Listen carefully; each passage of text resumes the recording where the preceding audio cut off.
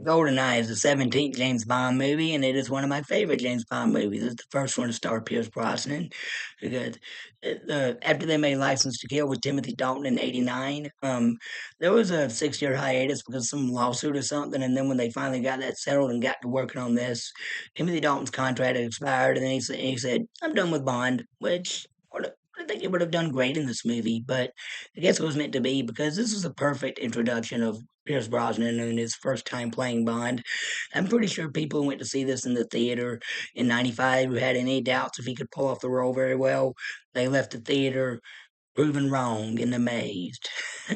he pulls off the mannerisms of Sean Connery, George Lazenby, Roger Moore, Timothy Dalton. He pulls off their skills, their mannerisms, the humor. Well, he doesn't say that that's how he does. He doesn't say he meshes them all together, but it seems to me like he is the way he portrays Bond is kind of a combination of like Connery and Lazenby's and Dalton's more tough guy, like super agent image portrayal of the character, while Roger Moore is like more interested humorous, more interested in womanizing than heroism portrayal of the character.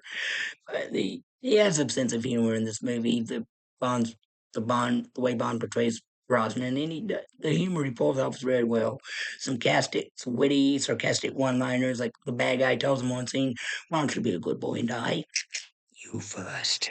And Judi Dench is joins the cast in this movie as the new M, replacing the guy who played him in a few of the previous Bond movies, and she's the first female agent assigned to the M status. And I like her first office meeting with Bond, where they share a drink, and she says, "I think you're a sexist, misogynistic pig and a dinosaur relic of the Cold War." But she doesn't. She's disgusted by Bond's like womanizing and his ego, but I mean, she even sends a psychiatrist to examine him early in the movie, but of course, Bond romances the beautiful psychiatrist, and she criticizes him for that in the conversation I just mentioned between them in the office. Uh, Judi Dench did a good job for her first portrayal of him, and and the the other actors in this movie, the guy who plays Q, the gadget guy, he comes back again and he's very funny in the scene he has with Bond in the lab with all the gadgets and Bond's touching this and touching that. And he's like, "Da, da, da, da," and then at the end of the scene, Bond grabs a big hoagie sandwich and Q says, "Don't touch that. It's my lunch." Did you think it was a gadget? And the gadgets Bond uses in this movie, the cool car, the car with the Stinger missiles, the pen that when you press the thing down 3 times, it blows up. Press it. No, sets off a bomb it has in it, and when you press it again, it disarms it. And the Bond girls in this movie, the one played by Famke Janssen, on on the top, she's this like Russian terrorist who's working for the main bad guy, and she has a special way of killing her victims where she wraps her legs around their thighs when they're making love, and she like crushes them to death and makes them not be able to breathe, suffocate. That was a pretty interesting way for her to kill people, and I really she's one of my favorite female Bond villains, and the the main Bond villain played by Sean Bean is a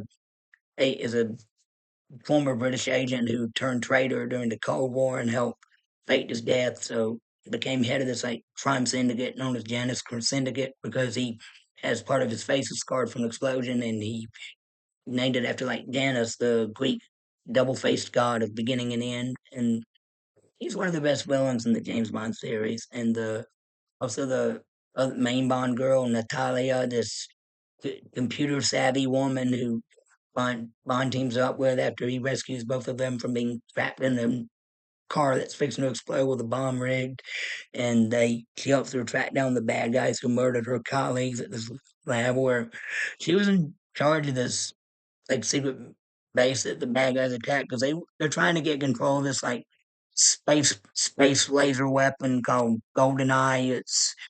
It's like it shoots this like energy that gives an electromagnetic pulse that wipes out power in whatever place it hits. And the bad guys want to use it to conquer the world, of course. And The There's had some pretty good action, some cool shootouts, fist fights, chases.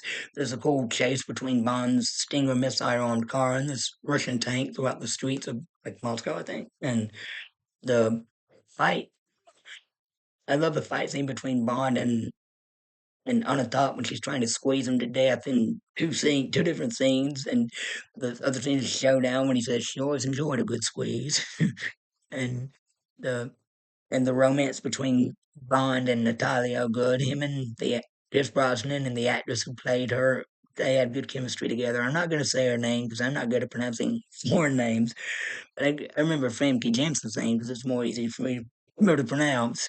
Um, and there's this guy who plays this gangster that's frenemy with Bond. I think his character's name is.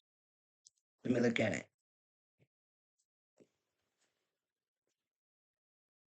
Um,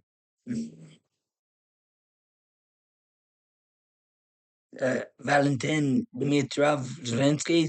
He's played by Robbie Coltrane, who does an excellent job in the role. He returns again in the two sequels later. World is not enough. I'll get to that when I get to that movie. And he's a his scenes are pretty good, and he does a good job in the only few scenes he has. And and I like the final showdown at the GoldenEye satellite base between Bond and Alan when he finally gets even with him. That's some pretty cool payback, pretty satisfying.